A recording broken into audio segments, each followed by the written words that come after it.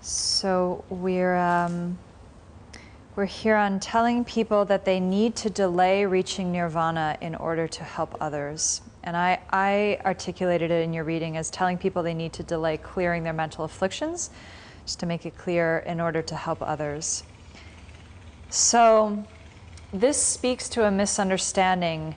And if you Google Bodhisattva, you will find many myths that relate to this misunderstanding, which is that the Bodhisattva is somehow a being that would delay their own evolution, their own spiritual evolution, to help another being.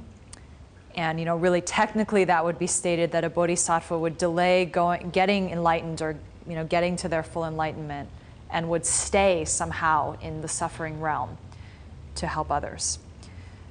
And if you think about this at any minuscule level, you realize that this is sort of ridiculous, because how is it useful for others if you still have your mental afflictions, right? So the whole point of being a bodhisattva is that you get to your enlightenment, you get to clearing your obstacles, your mental afflictions, and your obstacles to wisdom as quickly as possible out of love for others, so you can actually do something for other beings.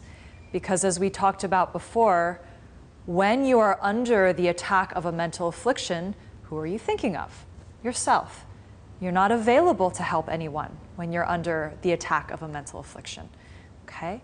So the vows that we talked about, the 10 basic non-harming actions of body, speech, and mind, those are all related to ethical living. And those bring you to nirvana.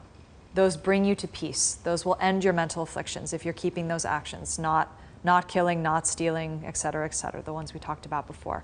So this is speaking to this misperception that somehow the bodhisattva is like a martyr or something like that. That the bodhisattva goes, no, I don't need to be enlightened. I'll keep suffering. I just want to be here and help you. Now there might be your level of compassion might be such that the sort of inclination is towards, the inclination is towards the other. So hopefully you're not spending a lot of time going, how am I doing? How am I doing in my practice, right? But in a way, you're staying because you're there to help others. But if you really look at it at an evolutionary level, it doesn't make any sense spiritually, okay? So to tell other people, in other words, to pass off that misunderstanding. So to tell other people, like, don't worry about clearing up your mental afflictions. Don't worry about keeping all that stuff. Just try to help other people. Like, just focus on other people's suffering. You don't need to meditate. You don't need to worry about really doing a very intense inventory of your own ethical living and your own consciousness, which we really do when we meditate, is to do an inventory of what's happening on the level of our mind. No, you don't have to do that. Just help other people. Just focus on other people, okay? That's a misunderstanding that when you're doing an intensive inventory on your ethical living, you are helping other people. Because the more mental afflictions you can clear, the better you are for others. I mean, ultimately, the beautiful symbology of the Buddha, of the awakened mind, is a mind that spontaneously is helping all beings. There's no effort. So there's sort of this image, although it's not a literal sort of telling, but like that you're just sitting there. As a Buddha, there's nothing for you to do because you've created the level of consciousness that's emanating everywhere in service of other beings. So this misunderstanding that somehow you have to like keep working for other beings, keep like slaving over helping them with their suffering is a misunderstanding, okay? Question? I guess I'll just start with this one thing that came to mind with the Banyan Year and the king. Mm-hmm. In the story, they are portrayed as different beings, and then we were suggested to contemplate what part of ourselves is which. Yeah. And the idea that the king then went home to the castle and decreed some law so that now no one was now killing animals. He didn't have to do any work though. he goes and then he does his king thing, and now no one else, you know, he waves his wand or whatever. Right. And so then I started thinking that's totally different than the situation where like those are parts of you, because you still need to do all of the dirty work that the king isn't engaging in. Right. You know? Well, you're also all the townspeople and all of the, you're everyone. Yeah. And how to not let that idea be somewhat a downer, or so much work, or like it would be easier if it was like you just say like this vow is now my vow, and then like it's all done. It's all done. Yeah. You know? Yeah. It would be easier, but again, you know, if you think about that in any kind of if you think about that in a full way, we talked about this a little bit last week, but just to think it through again, if that was the case, in a way, you wouldn't have any direct experience of the process. What makes keeping your vows meaningful for other beings is the process you have gone through in the challenges of keeping those vows, and in working it out for yourself, and in, you know, being open and humble about the vast level of your own mental afflictions and what you do to go through to process them, because we're all going through that process. So if you're someone that got your vow and like magically, you know, it all just happened for you, and someone comes to you and says, you know, I'm really struggling with honesty, I don't know what to do, what are you going to say to them? Oh, just keep your vow. You got the vow. You're done. It's done. You know, it's not, you can't be of that much service to them. So your process is everyone's individual process, however challenging or not challenging, because sometimes things do actually just easily fall away. But it's generally balanced with other things that don't so easily fall away, right? But each of our processes are perfect to allow us to serve other beings. This is the core for those of you that have been coming to the Lam Rim teachings, which I'll start again in September. The foundational teaching is you are complete. Have confidence, leisure, and fortune. You have been born into an extraordinary circumstance. And they're not saying you come complete with all of your perfectness. They say you come complete with all of your afflictions. Everything you've come into this life with is exactly what you need to get enlightened and to help other people. If you didn't have your anger, you didn't have your jealousy, you didn't have desire, you'd have no ability to connect to those afflictions in other people, and you'd have no relationship to working through that and to appreciate what it would be to be free of anger, to appreciate what it is to be free of desire. So part of the perfection that we'll get to in a little bit, hopefully today, joyful effort, is you start to recognize that and you start to go, okay, like I don't mind doing the work, because it's not that you are a bad person until you get over these things. You see, part of taking these vows and making the shift in your consciousness and say, because things exist only by how they name them, I now name myself a bodhisattva. I claim that for myself. Due to the power of wisdom, I can claim that identity for myself. And that means that every part of my mind is bent on my evolution and of serving other beings, serving the world. I claim that for myself. Then the beauty is that anything that's happening to you is within that extraordinary situation. So there's no work anymore. It's not like, oh, I got to get rid of this stuff, you know, so I can get better. I mean, we could talk about it that way, but then you draw everything into the path. You look at everything and go, this is an opportunity. It's an opportunity for me to do what I love, which is helping other beings to deal with my anger right now, to deal with whatever it is. And that kind of burden starts to go away, because at the lower level, you know, the more childish level of our mind, which we all have, it goes, I won't be happy, I won't be a good person, or whatever it is. It's the salvation mechanism. Like, I'm not worthy until. So everything I have to do to that is work. And it's dealing with like the crappy part of myself, because I won't really accept myself or be happy until I'm somehow free of all these things. And this is a much more loving model. It says, be happy, and how do you want to be in your life? How do you want to work with yourself? You know, I forget what his name is. Is it Suzuki, the great Zen master? He says, you're already perfect, and you could do with a little improvement. And it's that, you know, it's that quality of mind. Like, base gratitude now. Would it be more fun if the glass was here, or like more fun if the glass was here for everyone, you know? So, not saying that's easy. We all get overwhelmed by kind of the work of it.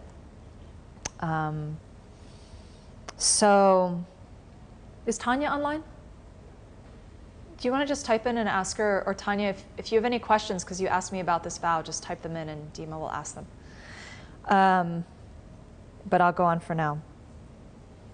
I will say though, another articulation that I've read of this vow, which I think is nice, is the desire to wish to be released from suffering, from samsara alone, so your own individual suffering, the desire to be released from your own suffering, which is nirvana, okay? Technically, nirvana is you personally, individually are released from your mental afflictions. So your wish to do that under the influence of attachment.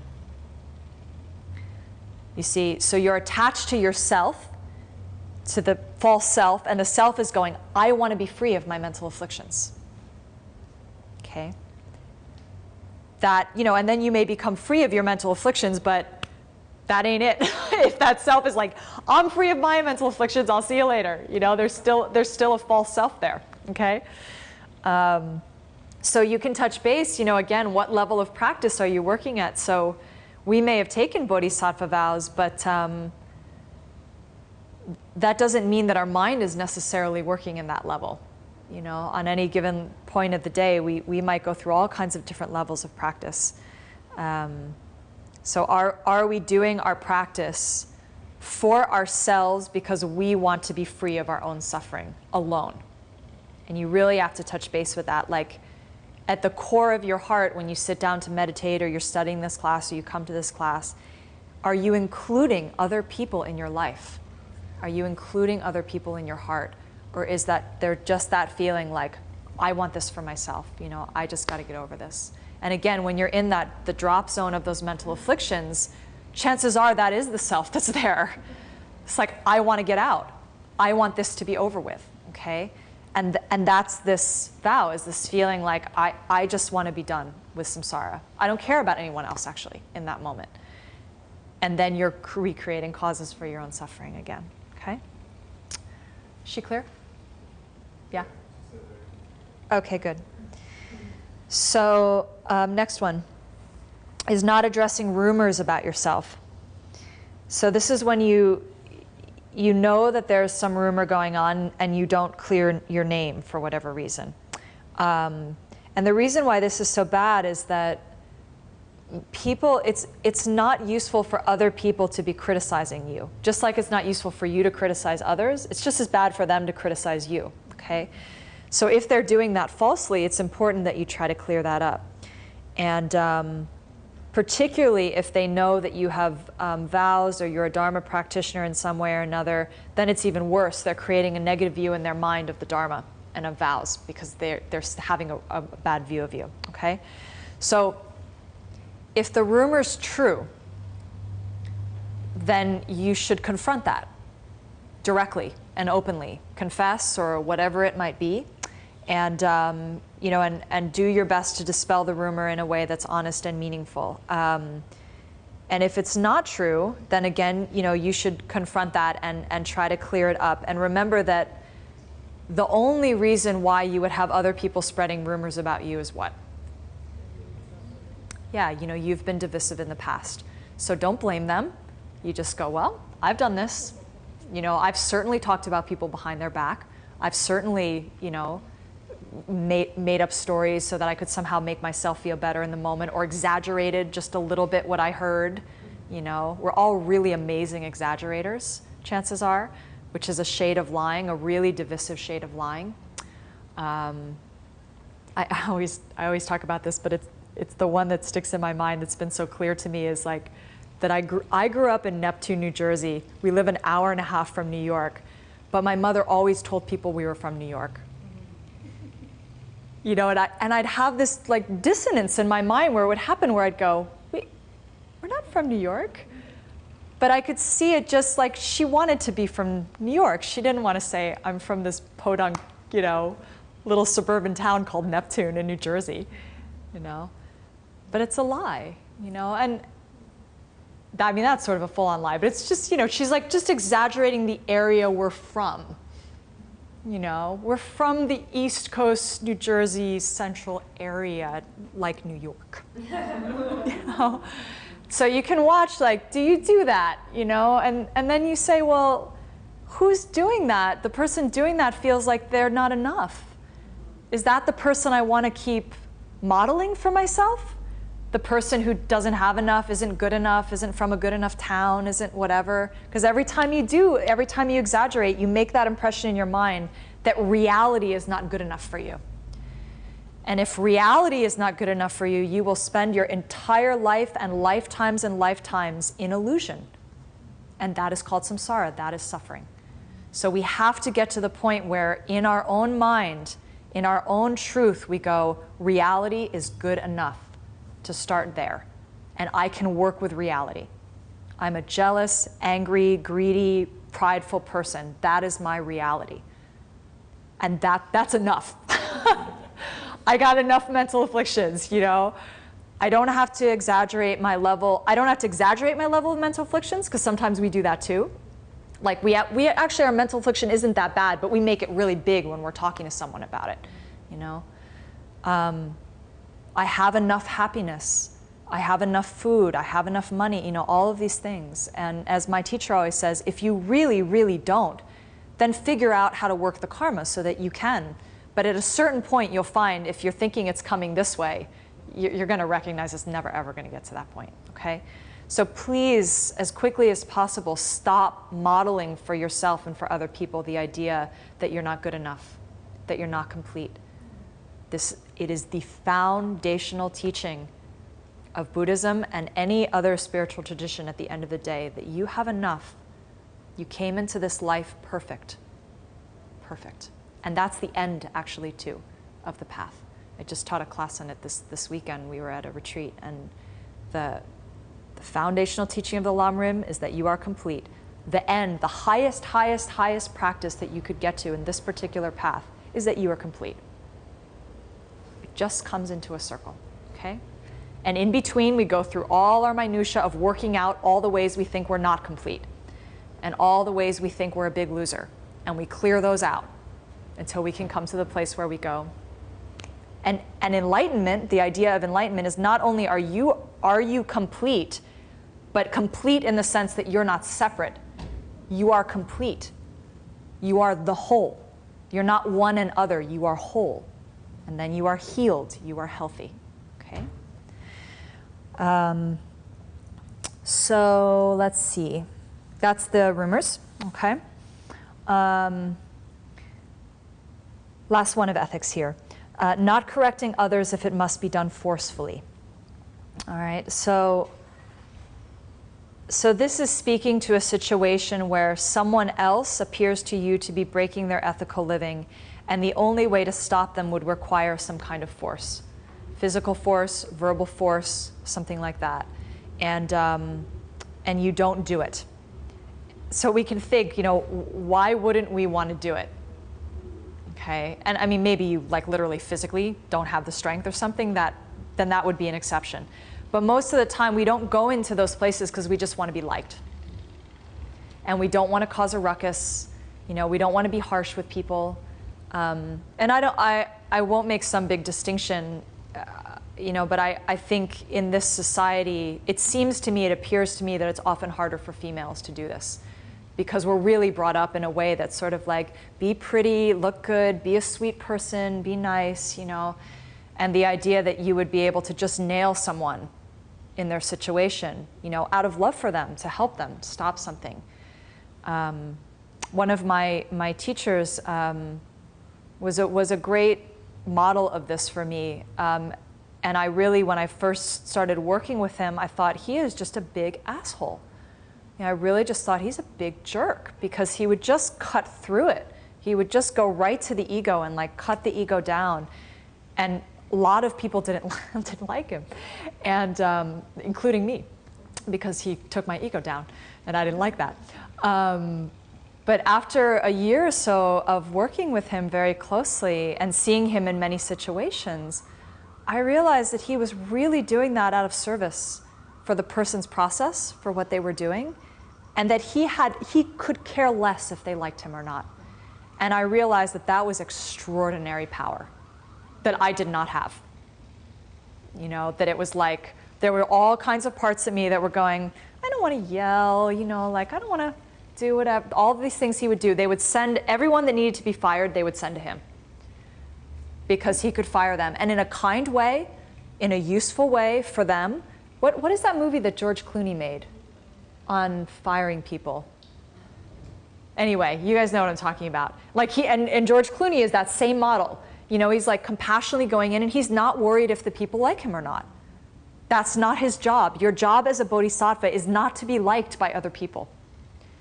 Your job is to help other people. So that self that wants to be liked, that's the suffering self that's going, but what about me? Do they like me? Right? It doesn't matter. If you're doing service to them and they're nice to you, great. If you're doing service to them and they beat you, fine. Doesn't matter. That's hard. It's really hard. Okay? If we get honest about how much we require of other people's interests to stabilize ourselves. You know, if we get really clear that we're not as self-stabilized as we think we are, we're not so self-contained. You know, we require all kinds of other people's views for us to feel good about ourselves. And if all those, and you know, we have vows like this will come to them, you know, it's like, well, what if the whole world turned on you? What if the whole world started to, you know, you became enemy number one of the world? This is Christ, in Christ's world, right? Christ became the enemy of the world in that situation. What would you do? Do you turn back? Do you turn back on your ethics? Do you go, oh no, never mind, I didn't mean it? You know, I'll do whatever you say, right? And that, you know, you got to work up to that kind of power, but that's power. And if you look at the story of Christ, look at what kind of power Christ has had. That being throughout history, right? Because he was not worried if other people liked him or not. He was doing what he knew to be true. Okay? And there are many, you know, not just Christ, but many, many instances. Gandhi's another great instance of this. You know, he's just kept going with his ethical living. And he's a great example for someone in terms of the branch deer side. You know, he made his ethical living his Bible. That was his Bible. And he was like, no matter what, you know, I will not lie, I will stick to my word, I will not harm no matter what. And he changed entire societies because of that. And he was not interested if people liked him. Or I mean, apparently, I don't know, but enough, right? He had let that go enough that he was able to stick to his goal. And he changed the world.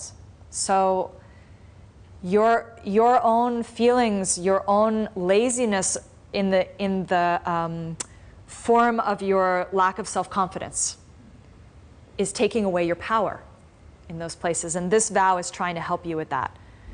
It's saying if you have to act with force, whatever force might be to you, and for some people force might be even to say anything at all, right? It doesn't mean you have to be like, Geneva, you better stop that right now.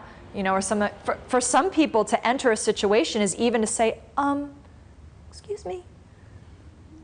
That's really, you know, that could feel really forceful to you if you're really nervous or you don't want to enter a certain space, okay? So it's not so much about, again, the outward show. It's for you in your mind, what does it feel like, okay? I remember when my mother had cancer and my father is an alcoholic, and there was this like space around their relationship, and I felt like I had to have a conversation with him about how to be in that relationship. And I was like, I didn't want to do it. I avoided it for like months, you know, but at a certain level it was like, this is my mother's life and I need to have a conversation with my father. Like, so step up, you know. And that to me, that was probably one of the most forceful things I've done in my life, but I probably talked like this the whole conversation. You know, I was like, could barely sort of get the words out. But when I look back, it was like the power that I gained from knowing that I could do that and recognizing that in that moment, I had to let go of any fear of my father's wrath or his anger or what he might think of me. You know, I had to let go of my mother's anger if she found out that I had this conversation. Like, I had to let go of all of that. It was just really like, I want to try to help this woman have a better life and help my father have a better life, and this is what's required. So I'm sure you've already all had experiences like this in your life, but they happen actually on a daily basis, you know, probably not on such a meta scale for us. And we can try to notice those. When does your fear of being disliked come up? And try to work with that, because that probably means you have an opportunity to help another person and you're turning away from it. Okay? So those are all the ones of ethical living. Does anybody have any questions about any of those? 9? Okay. So let's take a breather, like just a 2-minute little stretch, and if you want to grab a snack, and we'll move on to patience.